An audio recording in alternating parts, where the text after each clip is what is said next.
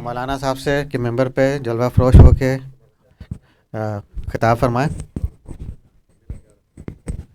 صلو علی محمد و علی محمد.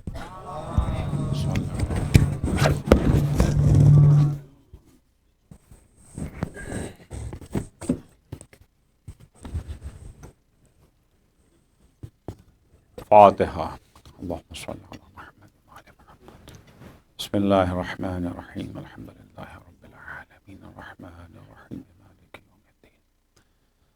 ایاک نعبد و ایاک نستعین. اهدنا الصراط المستقیم صراط الذین انعمت علیہم غیر المغضوب علیہم ولا الضالین. صلی علی محمد و علی محمد. لا حول ولا قوة إلا بالله العلي العظيم. أعوذ بالله من الشيطان اللعين الرجيم. بسم الله الرحمن الرحيم.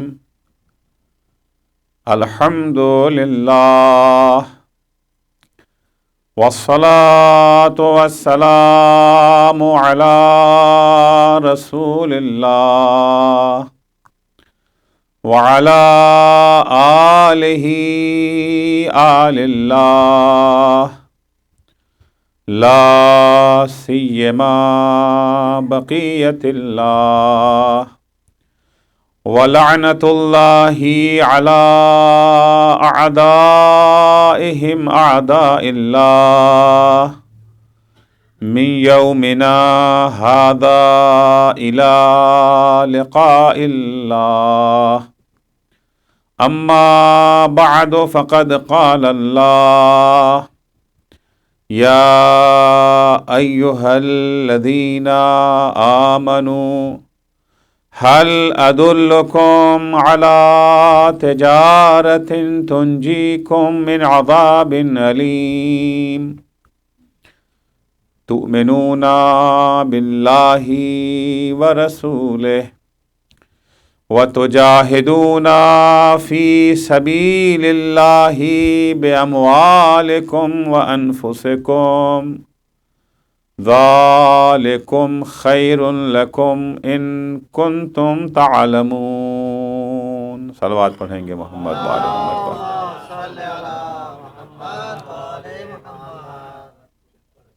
اس سے پہلے کہ میں اپنے عرائض پیش کروں، درخواست ہے ایک سورہ فاتحہ کی برائے مرحوم جناب غلام عباس پیر بھائی ابن نور محمد پیر بھائی اور مرحومہ کبیرہ بائی زوجہ ابراہیم مرچنٹ کے لیے.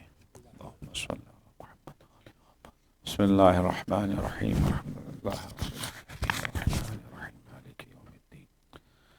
ایاک نعبد و ایاک نستعین. اهدنا الصراط المستقیم صراط الذین انعمت علیہم غیر المغضوب علیہم ولا الضالین. اللهم صل علی محمد و آل محمد. اللهم صل علی محمد و آل محمد. صل علی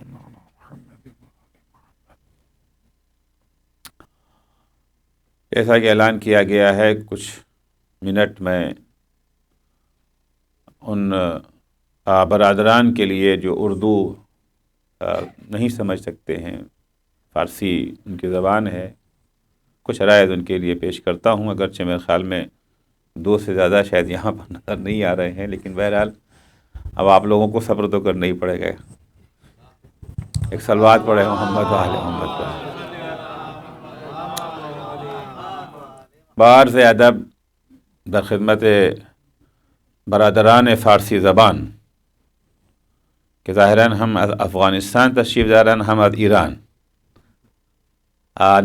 نمائندگی افغانستان ہم هست و نمائندگی ایران. عزیزان، خداوند ما را در این دنیا آفرید. اگر بدانیم که موقعیت ما در این جهان چیست، یکی از دانستنی های بسیار بسیار لازم و مفید این است که بدانیم که ما که الان در این دنیا زندگی میکنیم هدف از خلقت ما چیست، موقعیت ما در این جهان چیست. چون انسان اگر موقعیت خویش را بشناسد دو نفع دارد. اولا ارزش عمل انسان بالا می رود، ثانیاً تحمل مشکلات آسان است. وقتی بدانیم که خب یک کارگر زمانی که در کارخانه کار می کند خب دیگه زحمت دارد،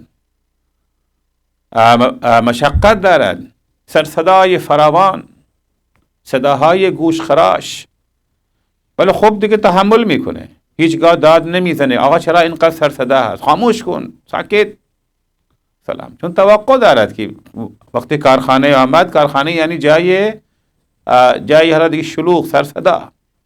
اما همین کارگر وقتی برمیگرده خونه، یه مقدار بچه ها اگه شلوغ بکنن از کوره در میره، سرشون داد میکشه، چرا شلوغ میکنید؟ چرا داد و فریاد بلند است؟ چرا؟ شما که 8 ساعت تو کارخانه ماشاءالله این همه داد و فریاد و سرصدا رو شنیدید، چطور شد که یک مقدار 2 تا بچه اگر دیگه صدایشون بلند شد یا همسایه حالا دیگه صدایشون بلند شد، آدم ناراحت میشود؟ چرا؟ چون موقعیت کارخانه با موقعیت خونه فرق میکنه. خانه جای استراحت هست، جای آسایش و آرامش است، اما کارخانه از اول میدوند که محل سرصدا هست، محل شلوغ هست، محل ابتلا هست. خونه برای استراحت آمده، کارخانه برای کار رفته. خب بچه‌ای که تو خونه هست پیش پدر و مادر هست، خب حالا دیگه نق میزند، این نمیخورم، اون نمیخورم، این دوست دارم، اون دوست ندارم. اما همین بچه وقتی برای ادامه تحصیلات میره به دانشگاه و مجبور میشود تو خوابگاه زندگی کند، تمام مشکلات اونجا رو به راحتی تحمل، هرچه گیرش میاد میخوره، دیگه نق نمیزنه. همین که برگشت خونه دوباره نق میزند. چرا؟ علتش چیست؟ چون موقعیت خیش را میداند که دانشگاه جای رفاه و استراحت نیست. دانشگاه آمده برای کسب دانش، نه برای استراحت.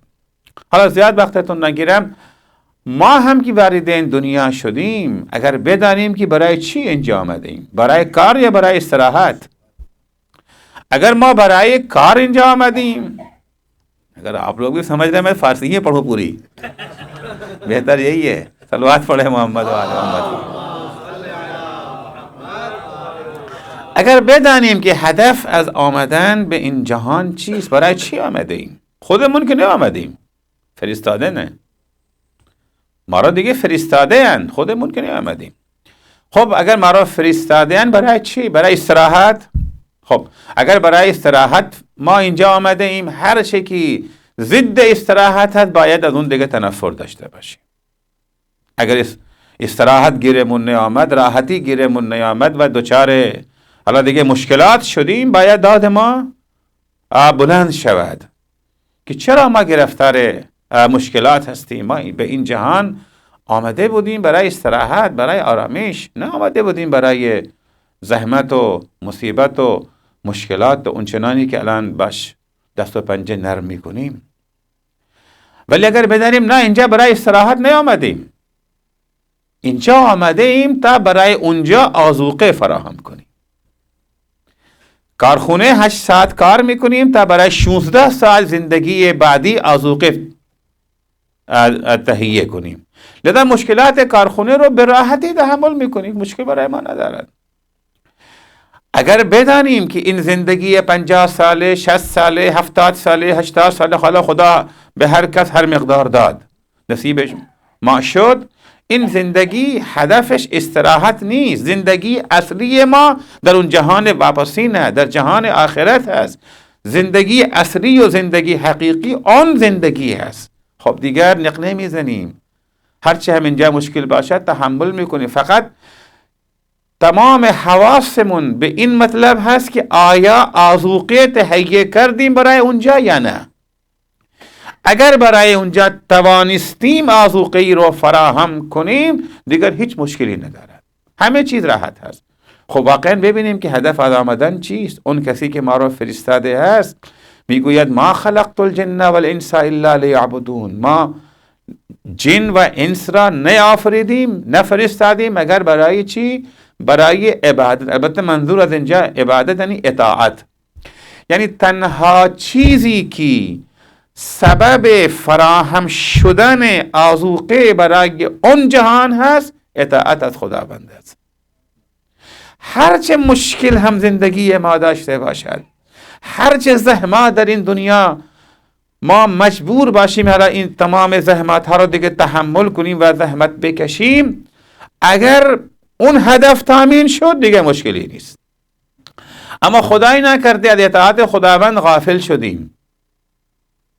تو کارخانه کولر خوب زدن، همه چیز هست، منتها مزد از مزد خبری نیست. آیا کسی به این کارخانه خواهد رفت؟ طبعا کسی نمی رود. اما نه، کارخانه خب هواش گرمه، هواش داغه، سرصدا هست، زحمت هست، منتها عوضش مزدش خوبه، پاداشش عالیه، حقوق خوب میده این کارخانه. یک کارخانه هست بغل همین کارخانه مثلا ماهیانه $1000 میده، منتها محیط بسیار خوب، پرامن، کولر زدن اونجا، تهویه مطبوع، منتها حقوقش همین مقداره. کارخانه بغلی هست $50,000 ماهیانه حقوق میده، منتها هواش گرمه، کولر خبری نیست، سر صدا هم زیاده. ما کدوم کارخانه میریم؟ انتخاب اگر دست ما باشد کجا میریم؟ وقتی بخوان استخدام کنیم آقا این کارخانه $1000، این کارخانه $50,000. خب طبعا معلومه اون کارخانه $50,000 رو ما انتخاب میکنیم، دنبال $1000 هیچگاه نخواهیم رفت. همچنان در این جهان مشکلاتی هست، اما اگر این مشکلات توأم با اجر باشد، توأم با پاداش باشد. حدیثی از حضرت زهرا سلام الله علیها، خیلی مجھے حیف آتا ہے میں چھوڑ کر کے اردو میں آ جاؤں. حدیثی از هست یه خانومی یه زنی پیش ایشون آمد و گفت که من یک سوال از شما دارم، بفرمایید سوالتون چیه؟ حضرت زهرا پاسخ سوالشون رو دادن. زن از خانه رفت بیرون، دوباره برگشت گفت اوه یادم رفت، اون چه گفته بودید شما یادم رفت. حضرت زهرا دوباره پاسخش رو داد، پاسخ رو شنید، دوباره برگشت رفت و بعد هم آمد گفت ببخشید خانم یادم رفت. دفعه سوم، دفعه چهارم، دفعه پنجم، ششم، هفتم، هشتم، بدون اینکه حضرت زهرا ناراحت شود. آخه از ما کسی اگر سوالی بکند، فرض کنه معلم هستیم تو کلاس، بچه ها آقا اجازه یک سوال دارم بفرمایید، پاسخ دادیم، دوباره همون سوال رو بکنن. دفعه سوم یواش یواش اخلاقمون عوض می شود یا نه؟ لحن کلاممون عوض می شود. ولی حضرت زهرا سلام الله علیها هیچ تغییری نشد، در تون صدایشون تغییری پیدا شد، نه خشونت، با همون مهربانی که دفعه اول پاسخ داده بودن، دفعه دهم هم به همون مهربانی. این زنه خودش خجالت کشید.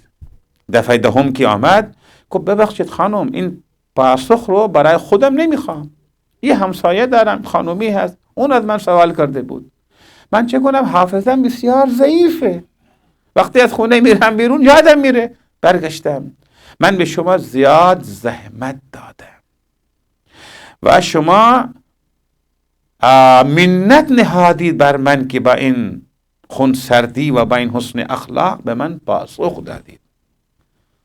حضرت زهرا فرمود چی گفتید؟ من منت نهادم بر شما یا شما منت نهادی بر من؟ عجیبه، خیلی عجیبه. میگه این شما هستید که بر من منت نهادید که این سوالها رو از من کردید. اون دیگه متحیر شد، من به ایشون زحمت دادم، من به ایشون خب 10 دفعه سوال پاسخ گفتن که کار آسانی نیست. حضرت زهرا برای این که تعجب این خانم رو حل کند مشکلش رو، فرمود اگر این یک چمدان سنگینی هست و به کسی گفته شود اینو برسانید به طبقه دوم بالا و بهش بگیم که این چمدان رو اگر طبقه دوم برسانید به شما 100,000 دینار میدن، البته میشه تقریبا 350,000 دلار. من به شما 100,000 دینار میدم این چمدان رو برسانی به طبقه دوم. آیا حمل این چمدان برای شخص سنگینه؟ چون هر چمدان 100,000 دلار مثل برق میپره، جو بیرسونه بالا دوباره بر میگرده. بعد هم هست. اما اگر نه، بنابر با این باشد که شما برسونید و پولی خبری نیست، تا میاد خیلی سنگینه، من کمرم درد میکنه، دیسک کمر دارم، من نمیتونم بردارم. بله. اما اگر بگن نه به شما 100,000 دینار 400,000 دلار میخوایم به شما بدیم، آیا بعد هم میگی این چیز دیگه سنگینه؟ نه، فوری میرسونه برمیگرده میگه باز هم هست. چون حقوق 1 سال چی، حقوق 3-4 سال به ما دارن میدن برای یک چمدان. ایثقل علیه، آیا برای اون شخص سنگین خواهد بود؟ حتما نه. میگه شما وقتی آمدید پیش من، از من سوال کردید، من به شما پاسخ دادم.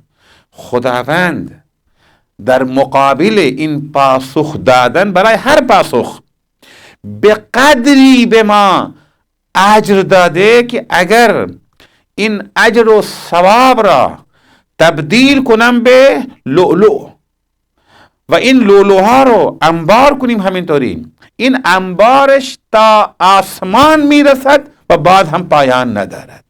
اینقدر خدا به ما به خاطر پاسخ دادن به یک سوال شما اجر داده. خب وقتی این چیزها رو درک بکنیم و باور کنیم که در این دنیا هر سختی که کشیدیم به خاطر اطاعت حکم خدا، به خاطر اتباع سیرت پیامبر گرامی اسلام، به خاطر به جا آوردن، به عمل رسوندن فرامین اهل البیت، خداوند اون اجر و پاداشی که به ما خواهد داد، اون اجر و پاداش اصلا حد و حسابی ندارد. از خداوند متعال مسئلت داریم که به همه ما توفیق بدهد انشاءالله. ببخشید حالا دیگه وارد فاز اردو بشم تا این عزیزان هم دیگه بهرهی ببرن. ایک صلوات پڑھیں گے محمد و آل محمد پر.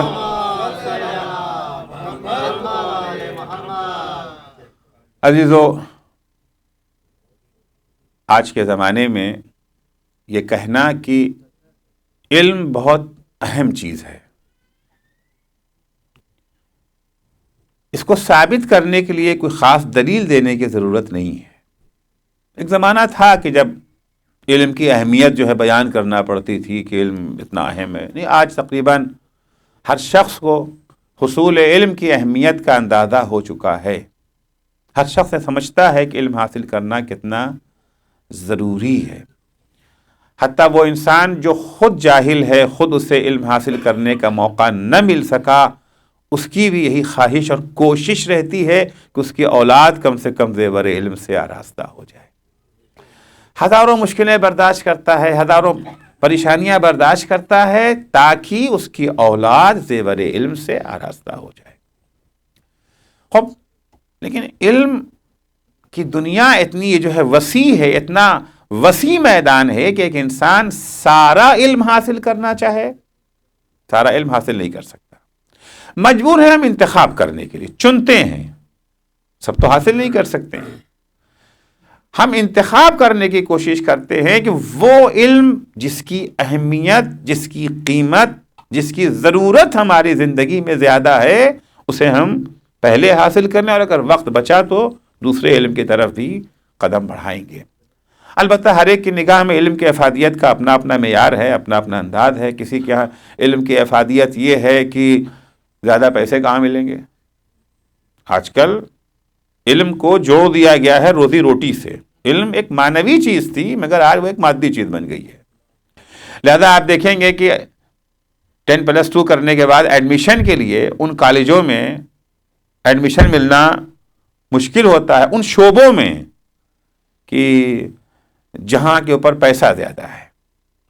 مثال کے طور پر اگر آپ آج یہ یہ جو ہے بزنس میں ایڈمیشن لینا چاہیں، یہ جو ہے میڈیکل میں ایڈمیشن لینا چاہیں، کمپیوٹر سائنس میں ایڈمیشن لینا چاہیں، آئی ٹی فیلڈ میں جانا چاہیں تو ایڈمیشن آسانی سے نہیں ملتا، بھاری فیس جو ہے وہ دینا پڑتی ہے.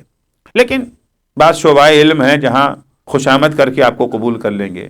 یہ جو ہے لینگویجز میں چلے جائیے، اردو کے شعبے میں چلے جائیں، ہندی کے شعبے میں چلے جائیں، فارسی کے شعبے میں چلے جائیں، خاک اڑ رہی ہے وہاں کے اوپر. کیوں؟ اس لیے کہ یہاں پر پیسہ نہیں ہے. تو ہم انہی علوم کو حاصل کرنے کی کوشش کرتے ہیں جن کی افادیت اور اہمیت ہے ہماری نگاہ میں. وہ علم جس کا حاصل کرنا ہر انسان کے لیے نہایت ضروری ہے، وہ یہ ہے کہ یہ جان لینا کہ ہماری حیثیت کیا ہے. ہماری حیثیت کیا ہے؟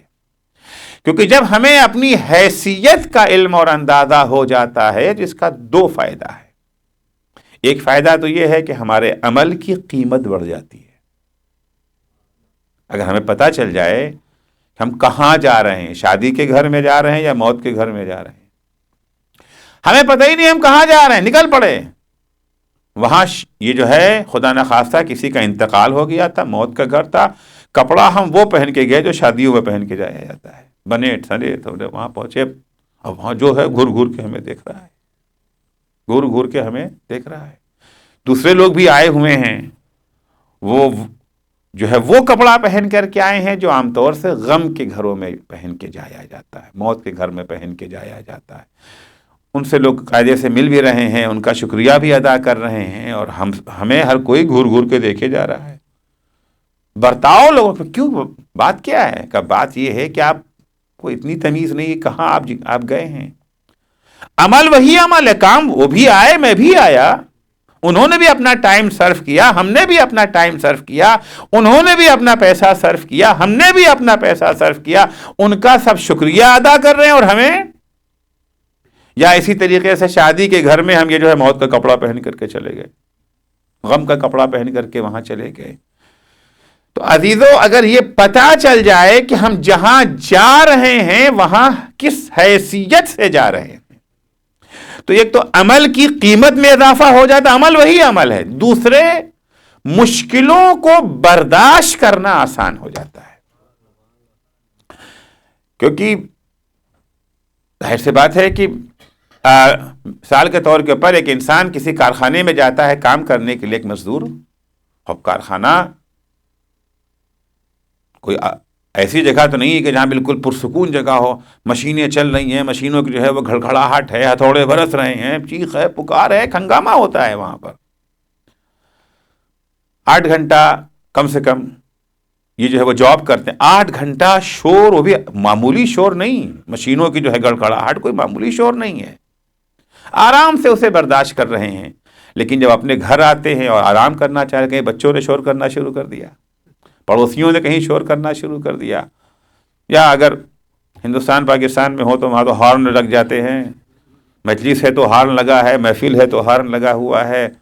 وہ چاہے ہمارے یہاں ہندوؤں کو وہی ہارن لگا دیتے ہیں، پورے شہر میں ہارن لگا دیتے ہیں. جب ان کے کوئی اس طرح کے ہوتے ہیں مراسم، بات کرنا تک مشکل ہو جاتا ہے، بات بھی نہیں کر سکتے، اتنا شور ہوتا ہے. شادی کسی کی ہے، اس نے لگا رکھا ہے ہارن اپنے ہاں. تو اب اس وقت اور آپ گھر آئے ہیں آرام کرنے کے لیے، پریشانی ہوتی ہے نہیں ہوتی ہے؟ کیا بات ہے، ابھی 8 گھنٹہ وہاں تھے تو وہاں آپ نے کبھی اعتراض نہیں کیا، آپ نے کبھی احتجاج نہیں کیا، یا بچوں نے تھوڑا سا شور کر دیا، آپ نے بچوں کو ڈانٹنا شروع کر دیا. کہ کارخانے کی حیثیت اور ہے، گھر کی حیثیت اور ہے. کارخانے میں ہم کام کرنے کے لیے آئے ہیں اور گھر آرام کرنے کے لیے آئے ہیں. تو ہمیں اگر اپنی حیثیت کا اندازہ ہو جاتا ہے تو ہمارے لیے مشکلوں کا برداشت کرنا آسان ہو جاتا ہے. مختصر کروں اپنی بات کو، اس دنیا میں جو ہم آئے ہیں، اس دنیا میں ہماری حیثیت کیا ہے؟ آیا اس دنیا میں کام کرنے آئے ہیں یا آرام کرنے آئے ہیں؟ یہ پوزیشن اگر حل ہو جائے، اگر ہمیں پتہ چل جائے کہ ہماری حیثیت کیا ہے یہاں پر، اگر ہم آرام کرنے کے لیے آئے تھے اور ہمیں آرام نہ ملا، تب تو شکایت کی بات ہے، تب تو شکایت کی بات ہے. لیکن اگر ہم یہاں آئے ہیں آرام کرنے نہیں آئے ہیں، اس دنیا کے لیے اپنا آذوقہ فراہم کرنے آئے ہیں۔ اللہ نے ہمیں یہاں بھیجا ہے، ہماری زندگی کے دو اسٹیج ہیں، زندگی کے دو مرحلے ہیں، ایک دنیا کا مرحلہ ہے اور ایک آخرت کا مرحلہ ہے۔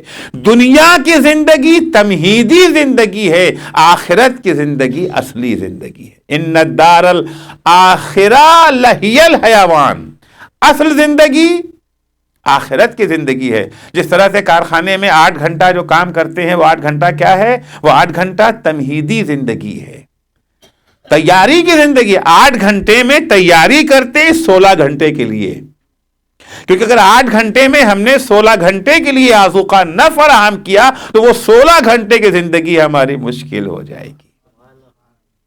اسی طرح سے دنیا کی زندگی تمہیدی زندگی ہے، تیاری کی زندگی ہے۔ چنانچہ حدیثوں میں جہاں بھی الدنیا مزرعۃ الآخرہ، دنیا آخرت کی کھیتی ہے، یعنی جس طرح سے ایک کسان کھیت میں جاتا ہے، کام کرتا ہے، محنت کرتا ہے، محنت و مشقت کو برداشت کیوں کرتا ہے؟ تاکہ گھر کی زندگی جو ہے وہ آرام سے کٹے۔ اسی طرح سے جو نسبت کسان کو اپنے کھیت سے اور گھر سے ہے، وہی نسبت ہماری دنیا اور آخرت کے سلسلے میں ہے۔ البتہ یہاں کھیت کا عرصہ اچھا خاصا ہوتا ہے، کارخانے کا عرصہ کتنا ہے؟ 8 گھنٹے کا، اور آرام کا کتنا ہے؟ 16 گھنٹے کا، یعنی 1/3 کام 2/3 آرام۔ اور دنیا اور آخرت کو اگر جوڑیں گے تو کیا ہوگا؟ اگر فرض کیجئے ہم نے 50 سال دنیا میں مشکلیں برداشت کی، اس کے بدلے میں ہمیں 150 سال کا آرام ملتا، تو یہ سودا اچھا تھا یا برا؟ اچھا سودا تھا۔ لیکن اگر 150 سال نہیں 1500 سال کی بات ہو، 50 سال کی تکلیف اور 1500 سال کا آرام، 50 سال کی تکلیف 1.5 لاکھ سال کا آرام، 50 سال کی تکلیف 1.5 کروڑ سال کا آرام، 50 سال کی تکلیف 1.5 ارب سال کا آرام، 1.5 خرب سال کا آرام۔ آخرت کی زندگی ہماری گنتی تو ختم ہو سکتی ہے، مگر وہاں کی زندگی ختم نہیں ہوتی ہے۔ صلوات پڑھیں گے محمد و آل محمد پر۔ تو ہماری حیثیت ہے یہاں پر کیا؟ امام محمد تقی علیہ الصلوۃ والسلام دنیا میں ہماری حیثیت کو مقرر کرتے ہوئے ارشاد فرماتے ہیں، ان الدنیا سوق من الاسواق، دنیا تمہارے لیے ایک بازار کی حیثیت رکھتی ہے۔ دنیا کی حیثیت ایک بازار کی ہے، ایک مارکیٹ کی ہے۔ تمہاری حیثیت کیا ہے؟ تمہاری حیثیت تاجر کی ہے، بزنس مین کی ہے، بیپاری کی ہے۔ تم دنیا میں آرام کرنے نہیں، جس طرح سے ایک بزنس مین بازار میں کاہے کے لیے جاتا ہے؟ آرام کرنے جاتا ہے یا کام کرنے جاتا ہے؟ بزنس مین بازار میں کام کرنے کے لیے جاتا ہے۔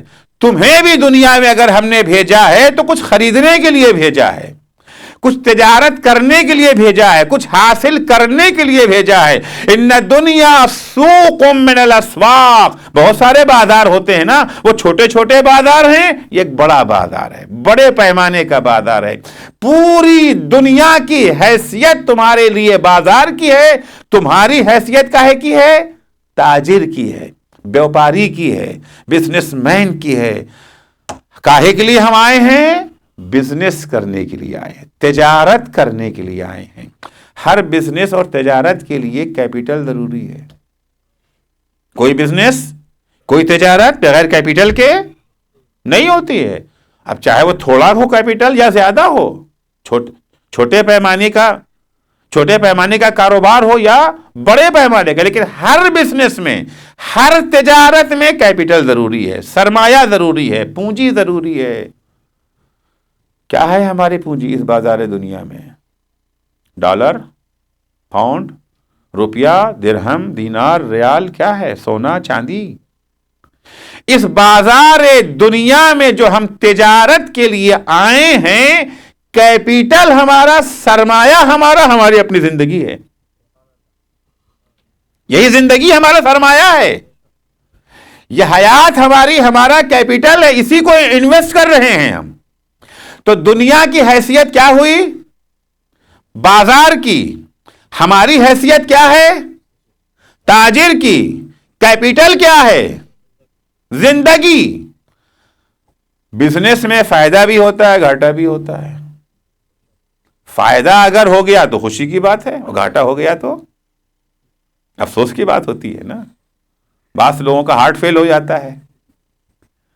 مگر یہاں اگر گھاٹا ہوا تو کیا ہوگا؟ ہارٹ فیل ہونے کے بعد تو یہ جو ہے نجات مل جاتی ہے نا.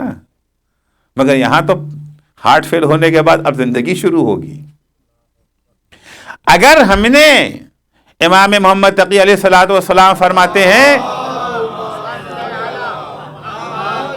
انما الدنیا سوق من الاسواق خرج منها قوم بما ينفعهم وخرجوا منها بما يضرهم. دنیا ایک بازار ہے، ہماری حیثیت تاجر کی ہے، کیپٹل ہمارا زندگی ہے. بازار سے کچھ لوگ جب واپس جائیں گے، ہر بازار سے واپس جایا جاتا ہے نا. کوئی بزنس مین آنے کے بعد بازار میں جو ہے رہ جاتا ہے. ہاں، بازار میں رہنے کی ٹائم کا فرق ہے، کوئی 6 گھنٹہ کام کرتا ہے، کوئی 8 گھنٹہ، کوئی 10 گھنٹہ، کوئی 12 گھنٹہ، لیکن واپسی تو سب کی ہوتی ہے نا. سب کو بازار سے گھر واپس جانا ہوتا ہے. اسی طرح سے ہم جو بازار دنیا میں آئے ہیں، ہم بھی یہاں ہمیشہ نہیں رہیں گے. ایک دن اس بازار دنیا سے واپس جانا ہے. اسی واپسی کا نام موت ہے. واپسی کا نام موت. فنا نہیں ہے، مٹ جانا نہیں ہے، ختم ہو جانا نہیں ہے. موت کیا ہے؟ بازار میں گئے تھے کاروبار کرنے کے لیے، گھر واپس آ رہے ہیں. البتہ کچھ واپس آتے ہیں فائدہ لے کر کے، کچھ واپس آتے ہیں گھاٹا لے کر کے. جو فائدہ لے کر کے واپس آتے ہیں وہ خوش و خرم لوٹتے ہیں، اور جو گھاٹا لے کر کے بازار سے نکلتے ہیں. تو دنیا کی حیثیت بازار کی ہے. کمانے گئے ہیں، کچھ فائدہ لے کے نکلتے، کچھ گھاٹا. فائدہ کسے کہتے، گھاٹا کسے کہتے؟ کسے فائدہ کہتے ہیں؟ ہم تو چاہیں گے بازار سے واپس جائے تو فائدہ لے کے جائیں نا، یا گھاٹا لے کے جانا چاہتے ہیں؟ کسی کو گھاٹا اچھا لگتا ہے؟ گھاٹا ہو جائے بات الگ ہے، نقصان ہو جائے یہ الگ بات ہے، فائدہ نہ ملے یہ ایک الگ بات ہے. لیکن خواہش کیا ہے؟ آرزو کیا ہے؟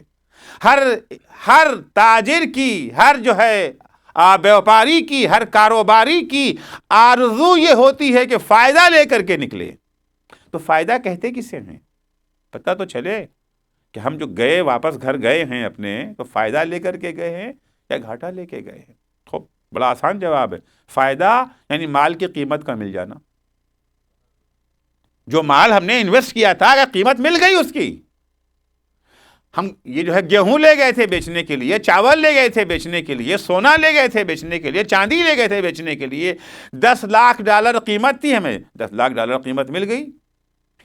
قیمت کا مل جانا یعنی فائدہ. اور اگر قیمت سے کم پہ مال بکا، ہمارے مال کی قیمت تھی $10 لاکھ، بکا کتنے میں؟ 8 لاکھ میں، 5 لاکھ میں، 4 لاکھ میں. اسے کیا کہتے ہیں؟ اسے نقصان کہتے ہیں. لیکن ہمارا مکان 10 لاکھ کا تھا اور 10 لاکھ کا بک گیا، اسے کیا بولتے ہیں؟ فائدہ بولتے ہیں. تو جو کیپٹل ہم نے انویسٹ کیا ہے، اگر وہ ہمیں اس کی قیمت مل گئی تو فائدہ، اور اگر قیمت نہ ملی تو نقصان. بازار دنیا میں ہمارا کیپٹل کیا ہے؟ زندگی. کیا ہے زندگی کی قیمت؟ جو مل جائے تو ہم فائدے میں ہیں، اور اگر نہ ملے تو ہم گھاٹے میں ہیں. کتنا $1 لاکھ مل جائے، سالانہ کتنا کما لیں، یہ کہا جائے فائدے میں ہیں. کتنی جو ہے بلڈنگیں ہم تعمیر کر لیں، کتنی گاڑیاں خرید لیں، اس زندگی کی قیمت ہے کیا؟ خود ایک اہم سوال ہے. جب تک ہمارے مال کی قیمت ہمیں معلوم نہ ہو جائے تب تک ہم کیسے سودا کریں گے؟ کہ ایسا نہ ہو کہ مال قیمتی تھا اور سستے میں بیچ کے چلے آئے. ہمارے پاس انگوٹھی تھی ہیرے کی، ہم سمجھتے یہ تو شیشہ ہے. بازار میں گئے، جس کی قیمت $1 لاکھ ہو سکتی تھی اس کو ہم $1 میں بیچ کے چلے آئے. اور خوش واپس چلے آئے کہ $1 مل گئے ہمیں. لیکن جب بعد میں پتا چلا کہ رے اس کی قیمت تو $1,00,000 تھی، کتنا پچھتاوا ہوتا ہے نا پچھتاوا. تو سب سے اہم سوال ہمارا یہ ہو جائے گا کہ ہماری زندگی کی قیمت کیا ہے؟ دنیا میں ہمیں کیا مل جائے کہ ہم کامیاب کہے جائیں؟ کیا حاصل کر لیں کہ ہم یہ تصور کریں کہ ہم فائدے میں ہیں یا گھاٹے میں ہیں؟ اگر کوئی ہمیں ہمارے مال کی قیمت بتا دے تو اس کا کتنا شکریہ ادا کریں گے، کتنا اس کے ممنون احسان ہوں گے. ہوتے ہیں نا ممنون احسان. اگر کوئی بتا دے ہمیں کہ ہمارے مال کی کیا قیمت ہے تاکہ ہم کو دھوکہ نہ ہو. ہم تو سمجھ رہے تھے شیشہ ہے، کسی ارے بیوقوف یہ شیشہ نہیں، یہ تو ہیرا ہے، ہیرا. ہم تو $1 میں بیچنے والے تھے. اس نے جب مشورہ دیا، اس نے جب بتایا تو ہم نے $1,00,000 میں بیچا. کتنا اس کا شکریہ ادا کریں گے نا. ہم جو اہل بیت علیہم السلام کے شیدا ہیں، ان سے عشق رکھتے ہیں، ان سے محبت رکھتے، بلا وجہ تھوڑی ہے. یہ وہ ہستیاں ہیں جنہوں نے ہمیں ہمارے مال کی قیمت سے آشنا کر دیا ہے.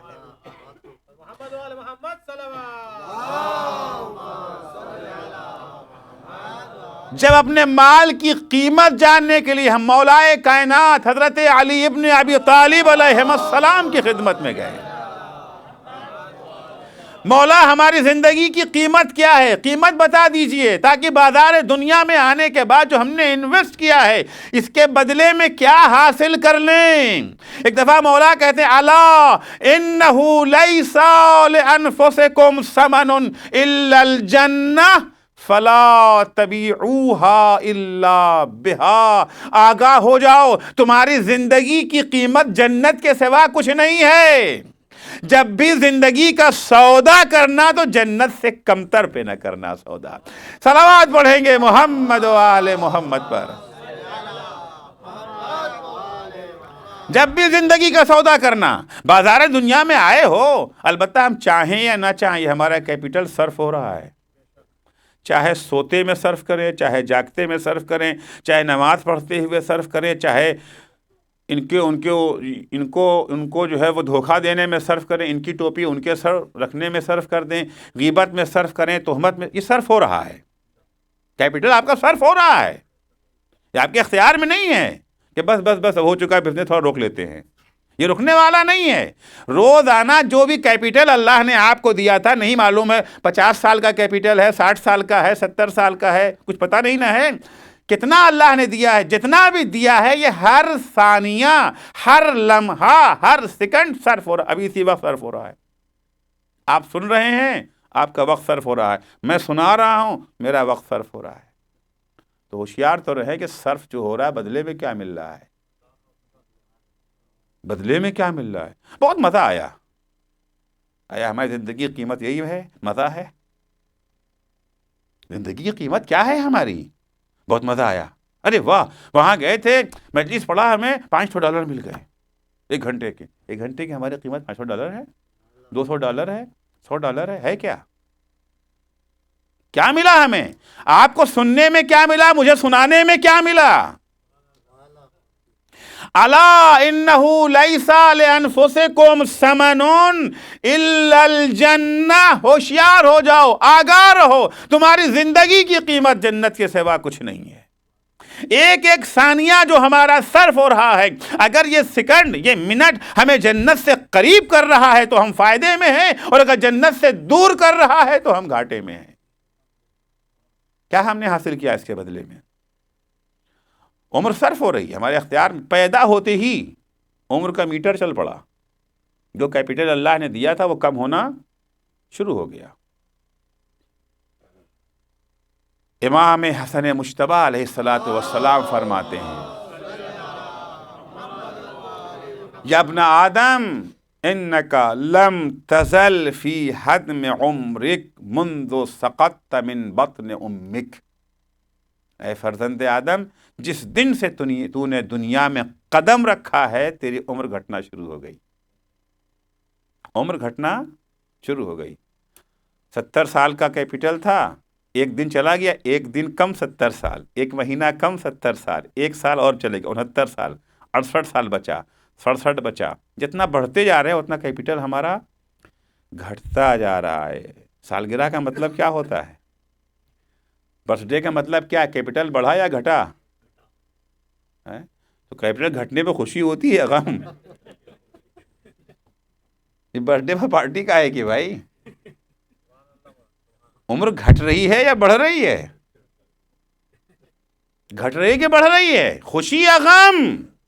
خوشی بھی منا سکتے ہیں، غم بھی منا سکتے ہیں، لیکن پہلے حساب تو کر لے کہ فائدے میں عمر گئی ہے یا گھاٹے میں. 20 برس کا بچہ ہو گیا ہمارا، جشن منا، یقیناً منائیں، مگر دیکھیں کہ بچے نے 20 برس کس چیز میں صرف کی ہے، اس کے بدلے میں کیا لیا ہے. 20 برس صرف ہو گئے، وہاں صرف ہوئے جہاں پر جنت مل سکتی تھی، وہ کام کیا ہے جو اسے جنت سے قریب کرتا جا رہا ہے. تو یہاں پر خوشی منانے کا موقع ہے. لیکن خدا نخواستہ اگر گناہ میں صرف ہو گئی ہے یہ عمر اگر گناہ میں صرف ہو گئی ہے تو خوشی کا مقام نہیں، تو غم کا مقام ہے، تو رونے کا مقام ہے. یا ابن آدم انک لم تزل فی حدم عمرک منذ سقطت من بطن امک فخذ مما یدیک لما بین یدیک. جو کیپٹل تمہارے پاس آج ہے اس سے سامان آخرت کے لیے خرید لو.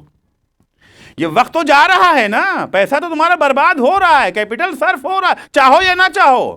تو جتنا لمحہ تمہارے ہاتھ سے جا رہا ہے، ہر ایک کے بدلے میں کچھ نہ کچھ ایسی چیز خرید لو جو تمہیں آخرت سے قریب کر دے، جنت سے تمہیں قریب کر دے.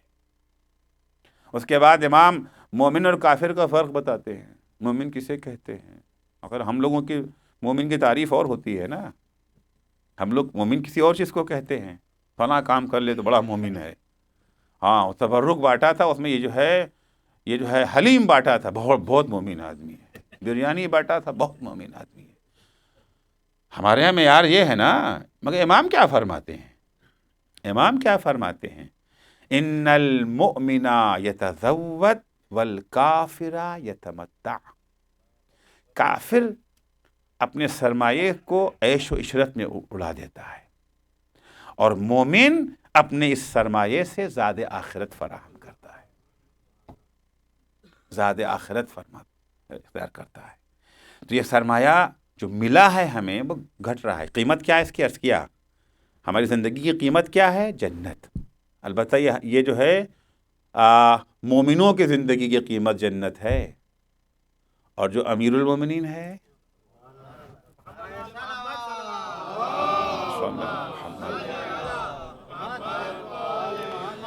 جو قسیم النار والجنہ ہے، جنت و جہنم کو جو بانٹنے والا، اس کی زندگی کیا قیمت ہے؟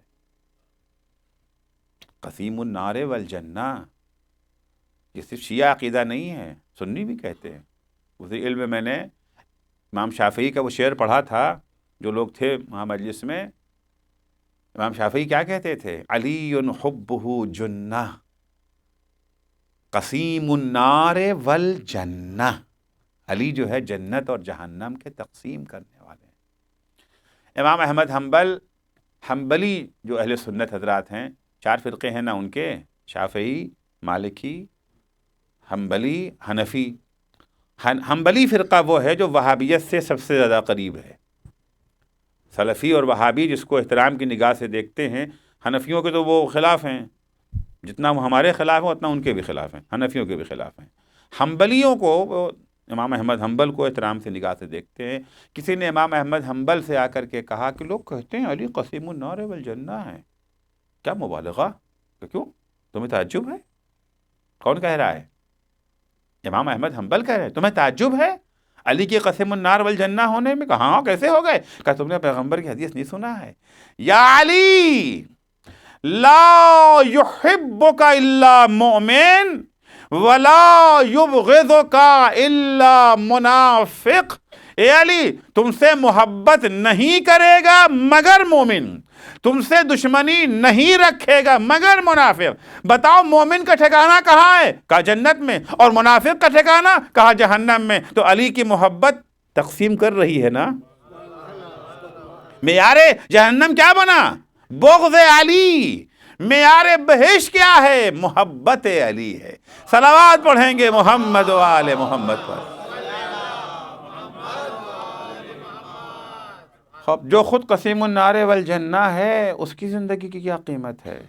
ہماری آپ کی زندگی کی قیمت مولا نے بیان کر دی، اور مولا کی زندگی کی قیمت کی بات جب آئی تو پھر خدا نے معین کیا. وَمِنَ النَّاسِ مَن يَشْرِي نَفْسَهُ ابْتِغَاءَ مَرْضَاتِ اللَّهِ. ہماری آپ کی زندگی کی قیمت ہے بہشت، علی کی زندگی کی قیمت ہے رضائے خدا، مرضی خدا. تو زندگی ہمارا یہ جو ہے سرمایہ ہے وہاں کے لیے عذوقہ فراہم کرنے کے لیے. اور یہ کیپٹل ایک ہی دفعہ ملا ہے، بار بار نہیں ملے گا. اگر یہ ہو ہمارے باپ جو ہیں وہ کروڑ پتی ارب پتی تھے، انہوں نے $1,00,000 دیا کہ جاؤ کاروبار کرو، اور بیٹا گھبرانا نہیں، ختم ہو گیا تو پھر دے دیں گے، ختم ہو گیا تو پھر دے دیں گے. ایک دفعہ کا نہیں، یہ دے رہا ہوں پہلی اور آخری مرتبہ، پھر نہیں دوں گا. پہلی شکل میں جہاں اور ملنے کی امید ہے وہاں اندھا دھند خرچہ ہوگا، کوئی بات نہیں، ختم ہو گیا تو پھر مل جائے گا. لیکن دوسری صورت میں قدم پھونک پھونک کے رکھیں گے نا. اللہ نے بھی یہ سرمایہ جو ہمیں دیا ہے، دیا تو اسی نے ہے نا، اس نے سرمایہ دیا ہے ایک دفعہ کے لیے دیا ہے. کہہ دیا کہ پھر نہیں دیں گے. حتی اذا جاء احدهم الموت قال رب ارجعوني لعلی اعمل صالحا فيما تركت كلا هي كلمة هو قائلها ومن ورائهم برزخ الى يوم يبعثون. جب کسی کی موت کا وقت آتا ہے، یعنی کیا مطلب؟ جب اس کا کیپٹل ختم ہونے لگتا ہے، سرمایہ ختم، جو لے کے آئے تھے پونجی، جب سرمایہ ختم ہو گیا، ملک الموت آئے، چلو. اب جب سرمایہ ہی نہیں تو یہاں رہ کے کیا کرو گے؟ چلو. جب لینے آئے تو کہتا ہے رب ارجعونی، خدا یا تھوڑا سا سرمایہ اور دے دے، تھوڑا سا کیپٹل اور دے دے، لعلی اعمل صالحا فیما ترک، تاکہ اب کی وہ والا بزنس کریں، وہ کاروبار کریں جس میں فائدہ مل سکے.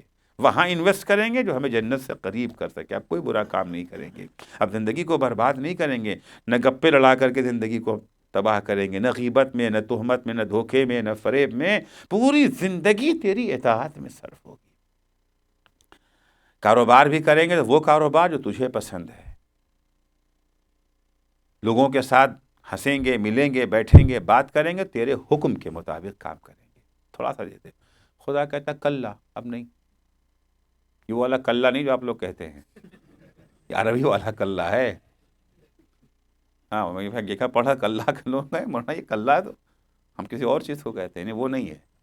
کلا یعنی ہرگز نہیں، اب نہیں ملے گا بس.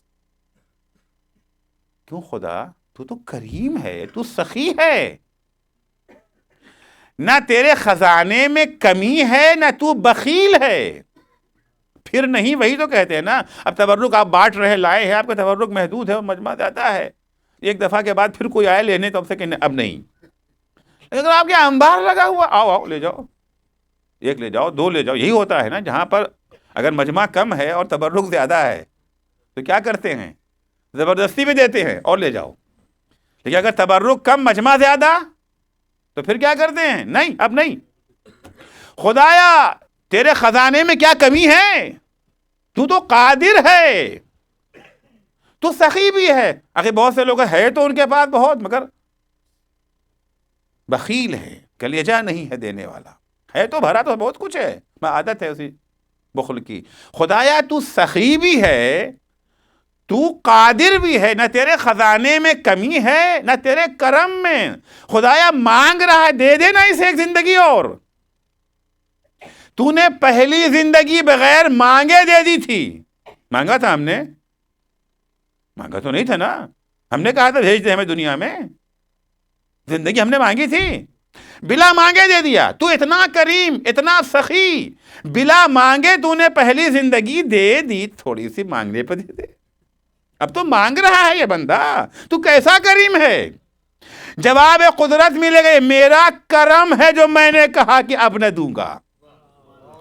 اگر خدا نے یہ نہ کہہ دیا ہوتا کہ ایک دفعہ دیا ہے پھر نہ دوں گا. تو خدا کی قسم شیطان اس طرح سے بہکاتا ہمیں کہ شاید ہی کوئی ایسا انسان ہوتا جو اپنی پہلی زندگی میں اچھا انسان بنتا. شیطان یہی تو کہتا نا میں تمہارے پاس دو زندگی ہے, پہلی زندگی میں موج مستی کر لو, دوسری زندگی میں جو ہے متقی پرہیزگار بن جانا. لیکن خدا نے یہ کہے کہ کلا, ایک دفعہ دیا پھر نہ دوں گا. شیطان کے بہکانے کا دروازہ بند کر دیا. یہی ایک زندگی ہے, چاہے جہنم خرید لو چاہے جنت خرید لو. صلوات پڑھیں گے محمد و آل محمد پر. ایک زندگی ہے تمہارے لیے, جو تمہاری مرضی, جو خریدنا چاہتے ہو خرید لو اس سے. اچھا مزے کی بات یہ بھی نہیں پتا کہ کیپٹل ہے کتنا.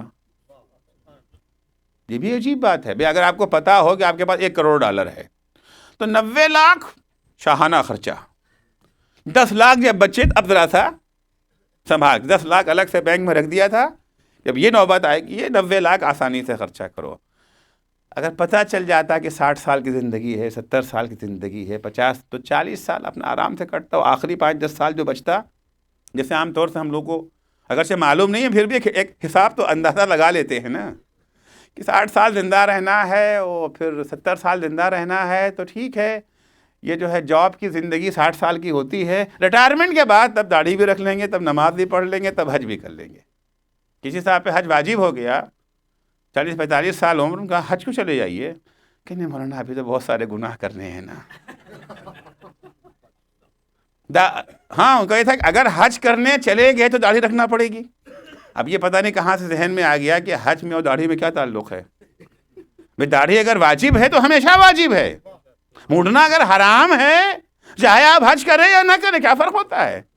جیسے ہی بالغ ہوئے حرمت آ گئی کہ داڑھی مونڈنا حرام. حج کرنے کے بعد بہت ساری خواتین حج کر لیں گے تو یہ جو ہے پردہ کرنا پڑے گا. کیا تعلق ہے پردے کو حج سے؟ کوئی تعلق ہے؟ آپ حج کر لیں بھی اور نہ بھی کریں پردہ. کیونکہ پردہ تو جیسے ہی خاتون یہ جو ہے بالغ ہوئی لڑکی اس کے اوپر پردہ واجب ہو گیا. حج سے پہلے بھی واجب ہے, حج کے بعد بھی. ایسا بھی نہیں کہ حج کے بعد گناہ بڑھ جاتا ہے, اتنا ہی گناہ ہے جتنا حج سے پہلے اتنے حج کے جو ہے بعد بھی ہے. اب یہ ہے ہم لوگوں نے اللہ کو تھوڑا محدود کر رکھا ہے نا. محرم ہے ٹی وی مت کھولو, رمضان ہے ٹی وی بند کر دو. کیا مطلب ہے رمضان ہے؟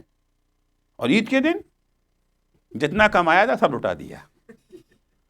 عید کا دن جتنا کمایا تھا, 1 مہینہ ماہ رمضان کمایا تھا نا, جتنی عبادتیں کی تھی, خرمن عبادت میں عید کے دن آگ لگا دیتے ہیں. آج تو عید کا دن, آج کچھ نہ بولیے, آج عید کا دن ہے. تو گویا خدا رمضان ہی میں ہے فقط, عید میں نہیں ہے. محرم میں خدا ہے. محرم کے 2 مہینہ 8 دن, 2 مہینہ 8 دن ہم نے اپنے کو بہت سارے یہ جو ہے گناہوں سے دور رکھا. صدقہ البتہ امام حسین کا. یہ تو تربیت گاہ تھی نا. مجلسیں کیا ہیں؟ تربیت گاہ امام حسین ہیں. ان کے صدقے میں ہم نے بہت کچھ سیکھ لیا, بہت ساری باتیں جان لی. لیکن جب سیکھ لیا اب تو اس سے فائدہ اٹھانے کا ہے. نویں آئی نہیں کی, جو کچھ حاصل کیا تھا نویں میں سب آگ لگا دیا اس کے اندر. اگر ہمیں معلوم ہوتا پہلے سے کہ ہمارا کیپٹل کتنا ہے, خدا نے ہمیں نہیں بتایا. ہو سکتا ہے ابھی جو میں تقریر کر رہا ہوں یہ میرا آخری سینٹ ہو, یہ ہمارے کیپٹل کا آخری سینٹ, آخری لمحہ. یہی کتنوں کو دیکھا گیا ہے ممبر پہ تقریر کرتے کرتے چلے گئے. ارے جناب سلیمان کو نہیں دیکھا, کیسے گئے تھے؟ شاندار محل, نیا محل تعمیر ہے, حکم ہے کوئی محل میں ان کی اجازت کے بغیر آئے نہیں, داخل نہیں ہو سکتا. فوج کھڑی ہوئی ہے, شان دیکھ رہے ہیں, یہ کر رہے ہیں, اکیلے کھڑے ہیں, عصا لیے ہوئے. اچانک ملک الموت آیا, چلیے ختم آپ کا کیپٹل, سرمایہ ختم, چلیے اچھا بیٹھ جاؤ. نہیں وہ بھی نہیں, ختم, سیکنڈ باقی نہیں بچے ہیں, لے کے چلے گئے. جناب سلیمان کھڑے ہوئے ایسے ہی. اب پبلک سمجھ رہی سلیمان کھڑے ہیں, پبلک بھی نہیں ہٹ رہی ہے, اور کوئی اندر بھی نہیں آ رہا ہے. اس لیے کہا تھا جب تک میں اجازت نہ دوں کوئی اندر نہیں آ سکتا. گھنٹہ گزر گیا, 2 گھنٹہ گزر گیا, دن گزر گیا, آپ لوگ کھڑے ہوئے ہیں ایسے ہی. خیر خدا نے دیمک کو مأمور کیا کہ جاؤ عصا تو کھا جاؤ. عصا کو جو ہے وہ دیمک چاٹ گیا, کھوکھلا ہوا عصا, بوجھ پڑا, عصا ٹوٹا, سلیمان گرے. اب پتہ چلا کہ سلیمان تو جا چکے ہیں. تو کتنا کیپٹل ہمارے پاس ہے، کتنا سرمایہ ہے ہمارے پاس، ہمیں نہیں معلوم کب یہ سرمایہ ختم ہو جائے. اور مزے کی بات یہ ہے کہ یہ سرمایہ تو ختم ہو گیا، جانے کے بعد سرمایے کا حساب بھی دینا پڑے گا. کہ کیپٹل ہمارا تو نہیں نہ ہے، کسی نے ہم کو دیا تھا کہ جاؤ اس سے کاروبار کرو، بزنس کرو اور فائدہ کما کے آنا، یہ جو ہے منافع لے کر کے آنا. ہم وہاں پہنچے، ہم نے جہاں کیپٹل کو صرف کرنا چاہیے تھا، جہاں پونجی کو انویسٹ کرنا چاہیے تھا، وہاں نہیں کیا انویسٹ. اب وہ پہنچے وہاں پر، حساب دو، حساب کیا تم نے کہاں انویسٹ کیا؟ اس لیے کہ کیپٹل تو ہمارا تھا نا، ہم نے تم کو دیا تھا، تم نے کہاں لگایا؟ پیغمبر اسلام صلی اللہ علیہ وآلہ وسلم جناب ابو ذر کو خطاب کر کے فرماتے ہیں، یا ابا ذر لا یزول قدم العبد یوم القیامہ حتی یسأل عن اربع. اے ابو ذر، قیامت کے دن کوئی بھی بندہ ایک قدم آگے نہیں بڑھا سکتا جب تک 4 چیزوں کا جواب نہ دے لے. 4 چیزوں کا جواب جب تک نہ دے لے. اب دیکھیے قیامت کا منظر کیا ہے، زمین جل رہی ہے، پیر انسان اٹھاتا ہے، رکھتا ہے، کھوپڑی کھول رہی ہے، پیاس سے زبانیں باہر نکلی ہوئی ہیں، اور سامنے حوض کوثر بہہ رہا ہے، سامنے جنت کی بہاریں ہیں. ہر آدمی بھاگے گا نا اس طرف. اگر کئی دن کے آپ پیاسے ہوں اور کہیں پانی آ جائے تو کیا عالم ہوگا؟ سب بھاگے گے نا اس طرف، دوڑ رہے جنت کی طرف پیاس بجھانے کے لیے. کہا قفوہم انہم مسئولون، روکو، ابھی کہاں جا رہے ہیں، ابھی تو ان کو جواب دینا ہے، ابھی تو ان کو حساب دینا ہے. اس بے چینی کے عالم میں روک دیا گیا. 4 سوال کے جواب دینے ہیں. پہلا سوال عن عمرہ فیما افنا، یہ جو سرمایہ زندگی دیا تھا، زندگی کا کیپٹل تمہیں دیا تھا، اسے کہاں خرچ کیا؟ جواب دو، کہاں خرچ کیا؟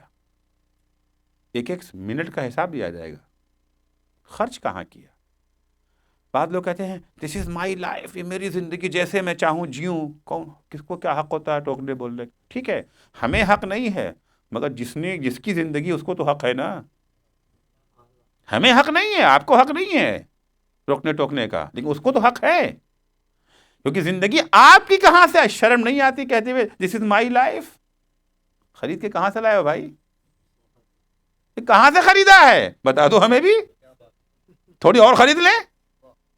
بھئی کوئی کسی چیز کا مالک کیسے ہوتا ہے؟ یا خریدتا ہے تو مالک، یا بنا لے خود سے تو مالک، یا میراث میں مل جائے تو مالک، یا کوئی جو ہے ہدیہ کر دے، گفٹ کر دے.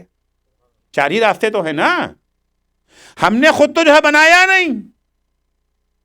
اگر زندگی کے خالق ہم ہوتے تو ہمیں پتا تو ہوتا کتنا بنایا ہے ہم نے.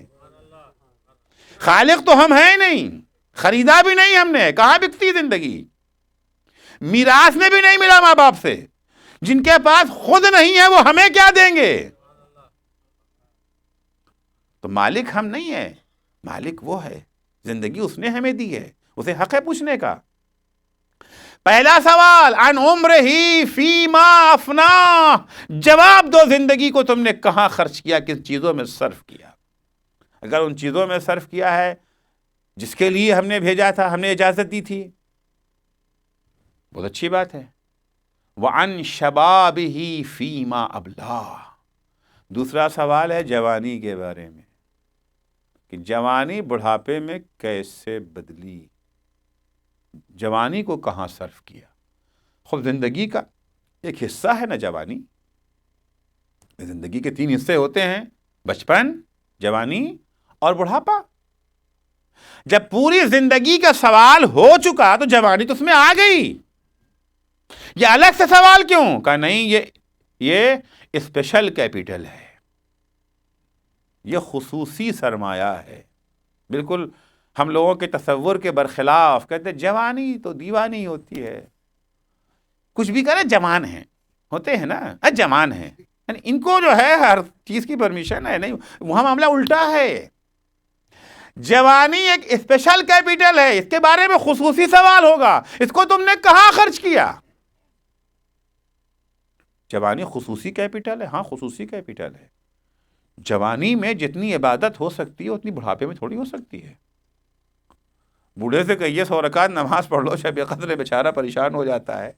کبھی ہائے کمر، کبھی ہائے گھٹنا، تھوڑا سا پڑھا پھر اس کے بعد کمر لے کے بیٹھ جاتا ہے دیوار کے سہارے ٹیک لگا کر کے. اور جوان 100 رکعت کوئی بات نہیں، فٹافٹ نماز پڑھ کر کے. رمضان میں ہم جب آتے ہیں تو عموماً ہم یہ کرتے کہ یہ جو ہے 2 دن کی پڑھا دیتے ہیں، پھر دعا کوئی پڑھا دیا، پھر 2 دن کی، پھر اس کے بعد دعا جوشن کبیر، پھر 2 دن کی، پھر دعا جوشن صغیر، دو دن تاکہ جوان بوڑھے سب پڑھ لیں. جوان آ کے اعتراض کرتے مولانا صاحب اکٹھا پڑھا دیجئے نا، اکٹھا پڑھا دیجئے. بوڑھے کہتے نہیں مولانا یہ طریقہ بہت اچھا ہے، کیونکہ جوانوں کے پاس ماشاءاللہ انرجی ہے، طاقت ہے، گھٹنے سالم، کمر سالم، سب فٹ. لیکن بوڑھوں کے لیے تو جوانی میں عبادت آسان ہے، بڑھاپے میں عبادت مشکل ہے. حج کرنا جوانوں کے لیے آسان ہے، بوڑھوں کے لیے مشکل ہے. روزہ رکھنا جوانوں کے لیے آسان ہے، بوڑھوں کے لیے مشکل ہے. جوانی میں اطاعت اور عبادت آسان ہے بڑھاپے کے مقابلے میں. تو اس کا اسپیشل سوال ہے، تمہیں تو اتنا اچھا سرمایہ دیا تھا، تم نے کیا کیا اس کے عبادت میں صرف کیا؟ جوانی میں گناہوں سے بچنا آسان ہے. یہ بالکل عجیب سوال، عجیب بات پیش کر رہا ہوں. بڑھاپے کے مقابلے میں جوانی میں گناہ سے بچنا آسان ہے، کیونکہ ابھی گناہ جوانی میں عادت نہیں بنا ہے.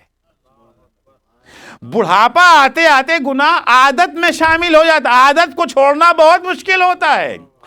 جس نے سگریٹ کا پہلا کش لیا ہے اس سے اگر آپ کہہ دیں سگریٹ چھوڑ دے تو اس کے لیے چھوڑنا آسان ہے کہ جس کی عادت بن گئی ہے وہ وعدہ کر کے بھی نہیں چھوڑتا.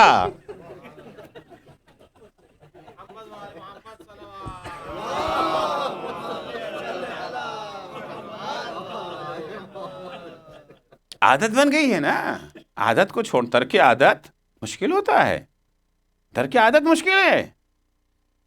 تو جوانی میں ابھی گناہ نے عادت، جھوٹ بولا تھا، ابھی جھوٹ بولنے کی عادت نہیں پڑی ہے، غیبت کرنے کی عادت نہیں پڑی ہے، تہمت لگانے کی عادت نہیں پڑی ہے، دھوکہ دینے کی عادت نہیں پڑی ہے. لیکن دھوکہ دیتے دیتے دیتے دیتے 20 سال 30 سال کے بعد اب عادت بن گئی ہے. چاہتے تو ہیں چھوڑنا،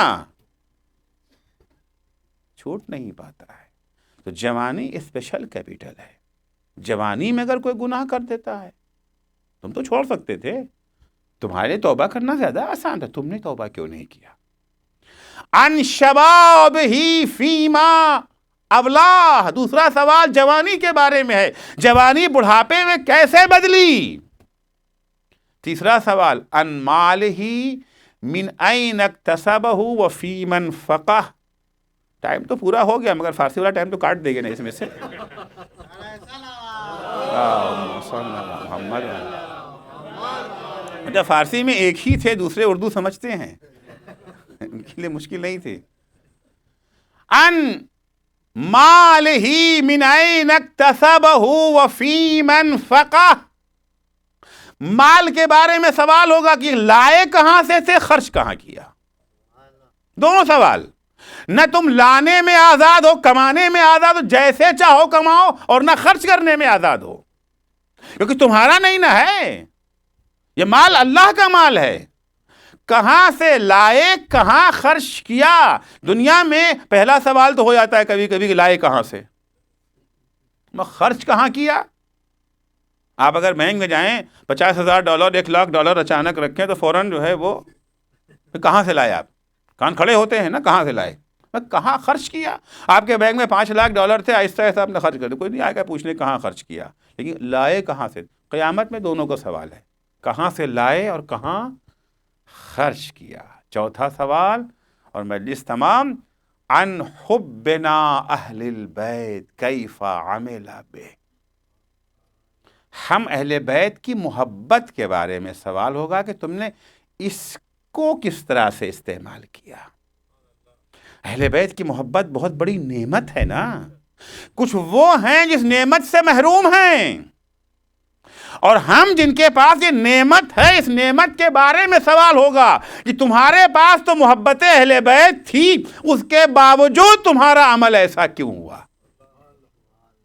وہ اگر جاہل رہ جائیں تو کوئی بات نہیں ہے، وہ اگر گناہ کرتے ہیں، وہ اگر معصیت کرتے ہیں تو ان کے پاس ایسا نمونہ عمل موجود نہیں ہے۔ تمہارے پاس اہل بیت موجود تھے، تمہارے پاس علی موجود تھے، حسین موجود تھے، جنہوں نے اتنی قربانیاں تمہارے لیے دیں، اس کے باوجود تمہارا کردار۔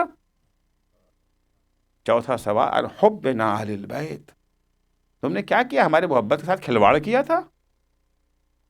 محبت اہل بیت نعمت ہے نا، کوئی معمولی چیز تھوڑی ہے، بہت عظیم سرمایہ ہے، یہ بہت عظیم کیپٹل ہے محبت اہل بیت کا سرمایہ۔ اس کے ساتھ کیا کیا ہم نے؟ آیا ہم نے محبت اہل بیت کو ذات آخرت فراہم کرنے کے لیے استعمال کیا یا نہیں کیا؟ ہم نے اہل بیت نے ہمارے کردار کو سنوارنے کے لیے بڑی قربانیاں دی ہیں، بہت قربانیاں دی ہیں۔ کون سی ایسی مصیبت ہے جو اہل بیت نے تحمل نہیں کی، برداشت نہیں کی؟ بہت سارے لوگ جو ہے مشکلیں اٹھاتے ہیں، بعض والدین اپنے بچوں کو اچھا انسان بنانے کے لیے، تعلیم سے آراستہ کرنے کے لیے اپنے وطن سے دور کہیں بھیج دیتے ہیں۔ بچہ جائے گا، وہاں پڑھے گا، اچھا انسان بن کے آئے گا، اس کی ہر خواہش کو، اس کی ہر ضرورت کو والدین پورا کرتے، چاہے خود ان کے پاس نہ ہو۔ بہت سے ایسے غریب والدین ہیں، ایک وقت کھانا کھاتے، ایک وقت کا کھانا بچا کر کے پیسہ تاکہ بچے کی فیس کو ادا کر سکے، بیمار ہو جاتے اپنا علاج نہیں کراتے ہیں، کاہے کے لیے؟ تاکہ بچے کو وہاں کوئی تکلیف نہ ہونے پائے۔ 5 سال کے بعد، 7 سال کے بعد، 10 سال کے بعد جب بچہ ایک اچھا انسان بن کر پلٹ کے آتا ہے تو والدین اپنی ساری پریشانیوں کو بھول جاتے ہیں۔ جب بچے کی کامیابی کو دیکھتے ہیں نا، سارا دکھ بھول جاتے ہیں، انہیں یاد بھی نہیں رہ جاتا کہ کتنی راتیں ہم نے فاقے سے گزاری ہیں، کتنی دفعہ ہم بیمار رہے، تڑپتے رہے، ہم نے اپنا علاج نہیں کیا ہے، بدن پہ کپڑا پھٹ جاتا تھا، اسی کو سی کر کے پہنتے رہتے تھے، نیا کپڑا نہیں خریدتے تھے۔ لیکن خدا نہ خواستہ اگر یہ بچہ 10 سال کے بعد جب پلٹ کر کے آیا، پورا اس نے 10 سال بدعنوانی میں گزار دیا، عیاشیوں میں گزار دیا، نہ زیور علم سے آراستہ ہوا، نہ اخلاق اچھا لے کر کے آیا۔ اب جو والدین نے دیکھا تو ایک ایک زخم ان کا ہرا ہو جاتا ہے۔ ہائے ہم بھوکے رہے مگر ہمارا بچہ، ہائے ہم نے اتنی ساری مصیبتیں برداشت کی۔ عزیزو، اہل بیت نے ہم کو سنوارنے کے لیے بڑی قربانیاں دی ہیں۔ زینب نے اپنی چادر دی ہے، سکینہ نے شمر کے تماچے برداشت کیے۔ اگر ہم سنور گئے قیامت کے دن تو سکینہ اپنا زخم بھول جائیں گی، زینب اپنی بے ردائی کے غم کو بھول جائیں گی۔ لیکن اگر وہاں قیامت میں دیکھا گیا کہ ہم نے ان کے لیے اتنی ساری قربانیاں دیں لیکن یہ ویسے ہی کہ ویسے رہ گئے، دوبارہ ان کا زخم تازہ ہو جائے گا، ان کی مصیبتیں تازہ ہو جائیں گی۔ کون ایسی قربانی جو نہیں دی گئی؟ کس نے نہیں دیا؟ بڑے نے اپنی قربانی دی، چھوٹوں نے اپنی قربانی دی ہے۔ حسین سب کو اپنے ہمراہ لے گئے تھے نا، ہر ایک کا کردار حسین نے وہاں پیش کیا ہے۔ اگر زینب نے اپنی چادر دی ہے، سکینہ نے باپ کا فراق برداشت کیا ہے۔ جناب سکینہ کی مصیبتوں کو 2 حصوں میں بانٹا جا سکتا ہے۔ ایک جناب سکینہ کی پیاس ہے، ایک شمر کے تماچے کھانا ہے، در بدر پھرایا جانا، یہ ساری مصیبتیں ایک طرف، اور بابا سے جدائی کی مصیبت ایک طرف۔ سکینہ کے لیے بہت بڑی مصیبت تھی کہ سکینہ باپ کے سینے سے محروم ہو گئی۔ وہ شقی جس کے ہاتھ میں وہ نیزہ تھا جس پر امام حسین کا سر نصب تھا، اس کا بیان ہے کہ میں نیزہ لیے وہ چلتا تھا، جب کسی منزل پہ ہم لوگ ٹھہرتے تھے تو ہم پہلے سر کو نیزے سے اتار کے صندوق میں رکھ دیتے تھے، اس کے بعد سونے کے لیے جاتے تھے۔ لیکن جب حلب کے قریب ہمارا قافلہ پہنچا، ہم لوگ اتنا تھک گئے تھے، اتنا تھکے ہوئے تھے کہ میں نے سر حسین کو دیوار سے ٹیک لگا کر کے کھڑا کر دیا، صندوق میں نہیں رکھا، اور سو گئے۔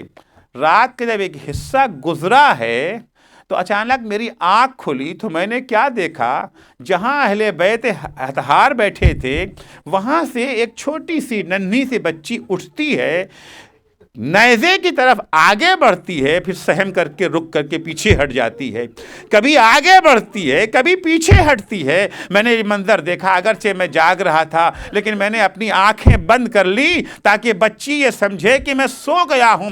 ایک دفعہ میں نے دیکھا کہ بچی ہمت کر کے آگے بڑھی، نیزے کے قریب آئی، نیزے سے باپ کے سر کو اتارا، اپنی آغوش میں رکھا، اپنا رخسار باپ کے رخسار پہ رکھ کر کے بیان کرنے لگی، یا بتا من الذی خضب شیبک بدمک، اے بابا ارے آپ کی داڑھی آپ کے خون سے کس نے رنگین کر دی، یا بتا من الذی ایتمنی فی صغر سنی، اے بابا ارے بچپن میں مجھے کس نے یتیم کر دیا، بابا کہاں چلے گئے تھے، اے بابا آپ کے بعد شبر نے تماچے مارے، بابا ارے پھوپھی زینب کے سر کی چادر چھن گئی، الا لعنت اللہ علی قوم الظالمین وَسَيَعْلَمُ الَّذِينَ ظَلَمُوا أَيَّ مُنْقَلَبٍ يَنْقَلِبُونَ۔ بار الہ واسطہ ہے محمد و آل محمد کا، ہماری اس مختصر سی عبادت کو قبول فرما، پالنے والے صدقے میں اہل بیت اطہار کے ہمیں توفیق عنایت فرما کہ اس بازار دنیا سے ہم جب جائیں تو کامیاب تجارت کر کے جائیں۔ بار الہ ہمیں توفیق عنایت فرما کہ اپنی زندگی کا ایک ایک لمحہ ہم حصول جنت کے لیے صرف کر سکیں۔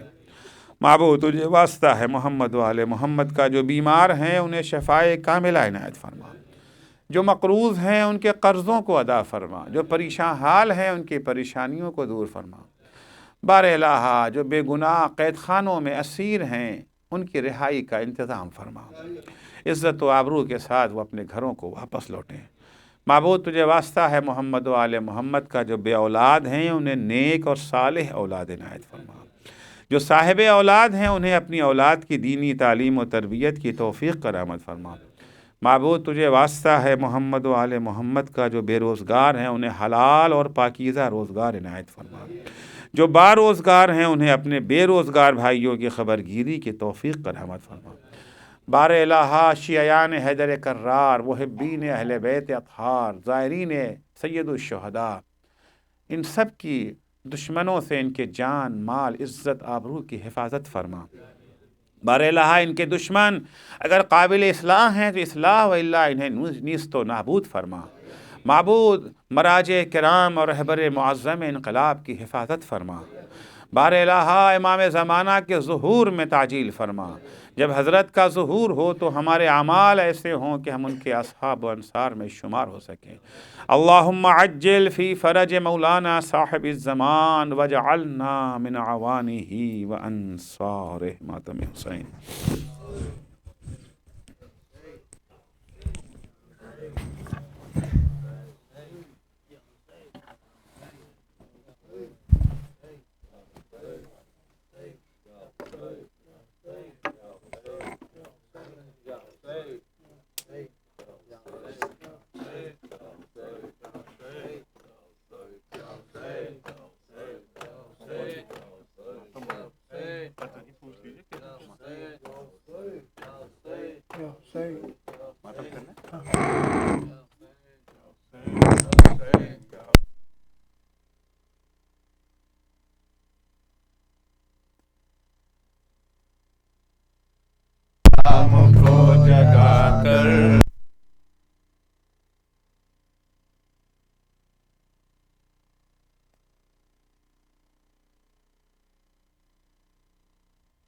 جگا کر رہے ہو بھائی، اٹھو حسین اٹھو، اٹھو حسین اٹھو، رخصت کو زینب آئی، اٹھو حسین اٹھو، اٹھو حسین اٹھو، رخصت کو زینب آئی۔ حالات شام کوفہ کیوں کر سناؤں بھائی، حالات شام کوفہ کیوں کر سناؤں بھائی، ہے نہ کربلا میں، ہے نہ کربلا میں زینب کو موت آئی، اسلام کو جگا کر، اسلام کو جگا کر کیا سو رہے ہو بھائی، زندان شام میں ہی بچی کو چھوڑ آئے، زندان شام میں ہی بچی کو چھوڑ آئے، بھیا تیری سکینہ، بھیا تیری سکینہ، بھیا تیری سکینہ مجھ سے سنبھل نہ پائی، اسلام کو جگا کر، اسلام کو جگا کر کیا سو رہے ہو بھائی، عباس اٹھ کے آؤ، بازو کے نیل دیکھو، عباس اٹھ کے آؤ، بازو کے نیل دیکھو، میرا سلام لے لو، میرا سلام لے لو، میرا سلام لے لو، بے دست میرے بھائی، اسلام کو جگا کر، اسلام کو جگا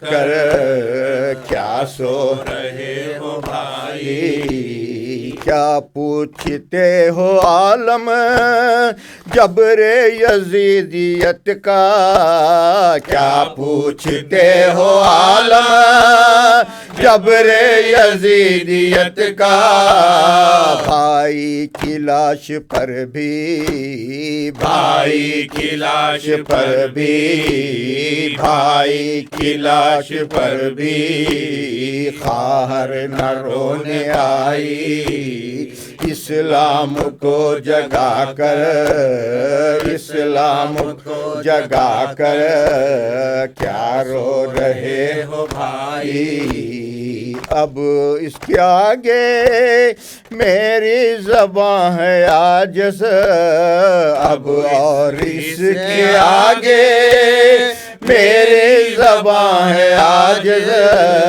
کیا سن سکے گے بھائی، کیا سن سکو گے بھائی، رودا دے بیری دائی، اسلام کو جگا کر، اسلام کو جگا کر کیا سو رہے ہو بھائی، صحیح صحیح صحیح صحیح، یا حسین یا حسین یا حسین یا حسین، امام یا حسن یا حسین، امام یا حسن یا حسین یا حسین یا حسین، عابد بیمار تھا، عابد بیمار تھا، چلنے سے وہ بیزار تھا، چلنے سے جو لاچار تھا، اور شام کا بازار تھا، اور جسدا کی بیٹیاں، مولا حق امام یا حسن یا حسین، مولا حق امام یا حسن یا حسین یا حسین یا حسین، حسین یا حسین یا حسین یا حسین یا حسین یا حسین یا حسین یا حسین، اللہم صل صلی اللہ علیہ یا رسول اللہ، السلام علیک یا امیر المومنین، السلام علیک یا سیدتا نساء العالمین، السلام علیک یا حسن ابن علی، السلام علیک یا ابا عبد اللہ الحسین، وعلى الأرواح التي حلت بفنائك عليك مني سلام الله أبدا ما بقيت وبقي الليل والنهار، ولا جعله الله آخر العهد مني لزيارتكم. السلام على الحسين وعلى علي بن الحسين وعلى أولاد الحسين وعلى أصحاب الحسين الذين بذلوا مهجهم دون الحسين.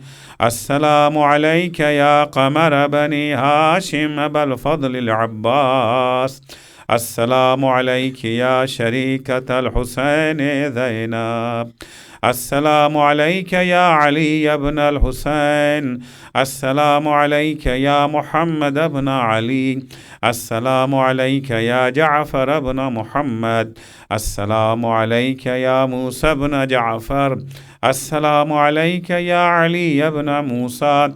السلام عليك يا محمد بن علي. السلام عليك يا علي بن محمد. السلام عليك يا حسن بن علي. السلام عليك يا ابن الحسن العسكري أيها الخلف الحجة القائم المهدي. عجل الله تعالى فرجك وسهل الله تعالى مخرجك وظهورك، وجعلنا الله من عوانك وأنصارك. السلام عليكم ورحمة الله وبركاته.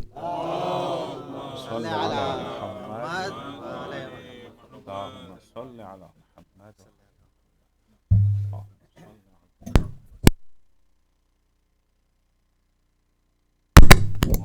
Brothers and sisters, there are to-go boxes. Please help yourself on your way out. Jazakumullah.